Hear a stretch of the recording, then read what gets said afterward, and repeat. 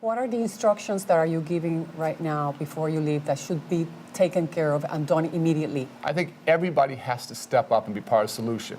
Political leaders, educational leaders, parents, the business community, everyone has to come together and say, are we doing good enough? Is the status quo okay? I think the honest answer is no. And if every adult here can do the right thing, move outside their comfort zones, unite behind children, then I think you have a chance to do something very, very special here. Concentrating on the public system in Puerto Rico and the Secretariat of Education and the government, which are the ones that run the system, what are you telling them to do immediately? What are your guidelines? Well, there's a number of things. You have to reduce the dropout rate. You have to increase the graduation rate. You have to make sure your high school graduates are college and career ready. You have to make sure that scarce resources are getting to the classroom. We have to make sure that we're starting to identify great teachers and great school leaders who are making a difference in young people's lives. Are you aware that the people of Puerto Rico are very, very upset, if that is the word, with the public systems, our educational public system? Absolutely. I think there's tremendous frustration out there, and frankly, I share that frustration. This system is not as strong, not as healthy, not as vibrant as it needs to be. And so I'm absolutely impatient, and I think parents and the public's frustration is grounded in reality. That's where we are today. It's got to get better.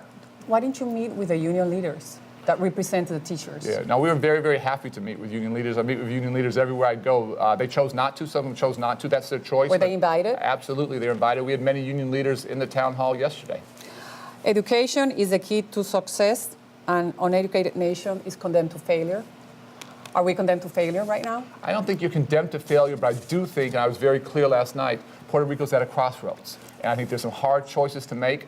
I said last night, they can go the easy route or they can go the hard route. The hard route's about transformational change, tough choices, doing business in a very different ways. I desperately hope Puerto Rico chooses not the easy path, but the hard path. You have supported charter schools in the past.